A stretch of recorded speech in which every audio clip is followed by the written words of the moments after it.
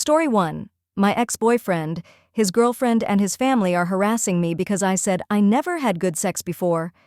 For some background information, I, 24 female, dated a boy named Cade, 25 male, for 3 months in high school. We broke up and got back together 2 years later and stayed together for a short 7 months. We broke up 4 years ago and haven't seen or talked to each other in 3 years. His brother Tom, 33 male, is married to my cousin Jan, 34 female. We met at their wedding when we were 17. Cade has been dating a girl named Sam, 25 female, for the last 2 years. I just recently broke up with my boyfriend of a year and a half named Brandon, 27 male. I currently work for my cousins, Dana and Jade, as a dance teacher at a local dance studio. I started a podcast on January 1st. My podcast is all about self-care, personal development, and spirituality. On January 24th, I released an episode about my spiritual journey.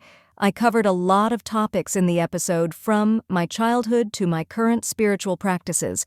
There was a part of the episode that lasted for maybe 4 out of the 40 minutes where I talked about my sexuality. I did not get into detail.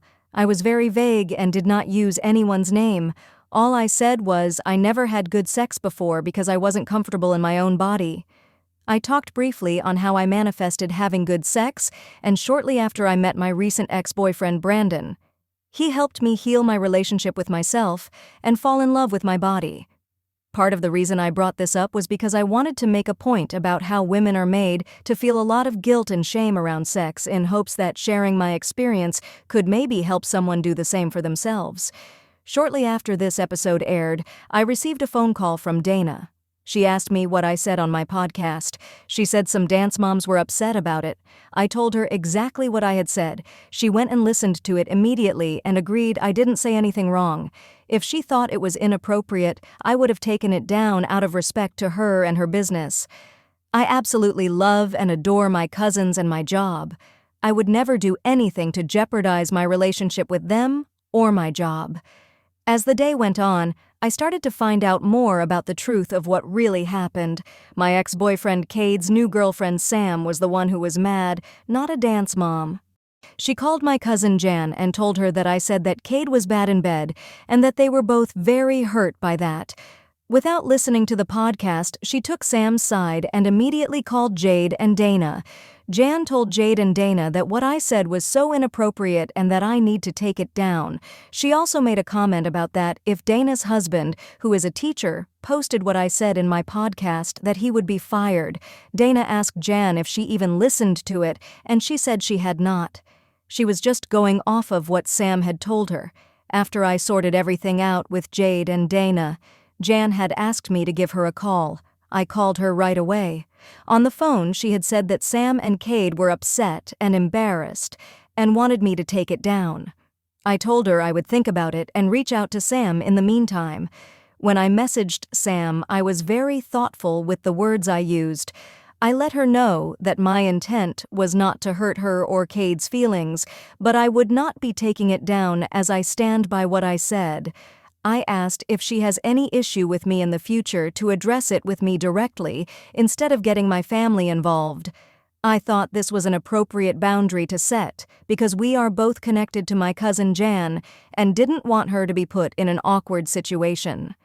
Sam replied with a 7-paragraph message. She first said that if my intent was to speak about my journey, it shouldn't involve anyone else. She said that people were drawing concussion and contacting her about it. A total of 7 people had listened to it at this point. Me, my 2 sisters, Dana and Jade, being 5-7 people.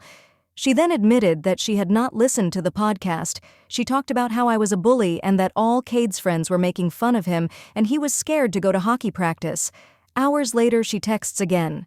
She said she listened to the podcast. She goes on to say that I am a bully and have no empathy. I never answered, as I did not want to respond from a place of anger, and by the time I cooled down, I realized I didn't really need to engage when we clearly were never going to see E to A on this.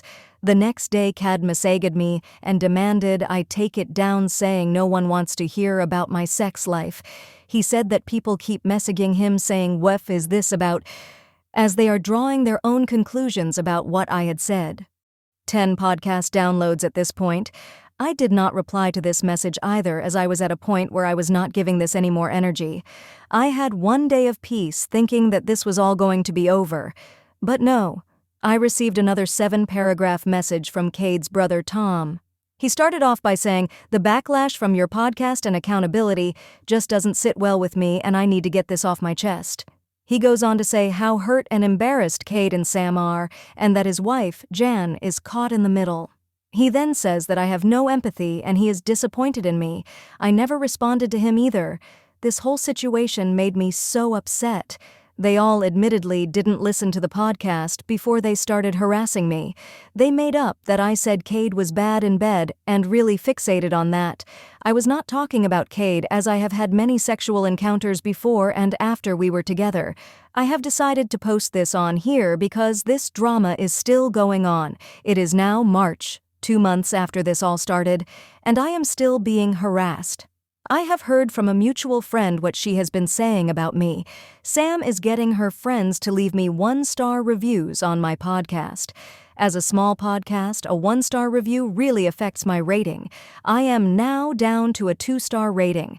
I felt like they made it sound like there were hundreds of people messaging them about this, but today there are only 50 downloads on the episode, and I know it's because she is making people listen to it to be on her side.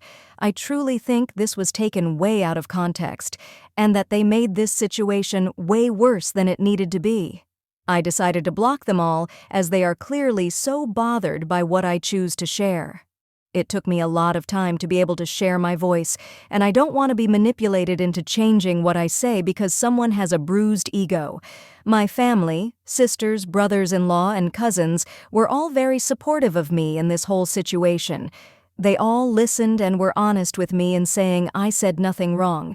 The people pleaser in me really wanted to take it down to avoid the drama, but I am proud of myself for standing my ground and sticking to what I said.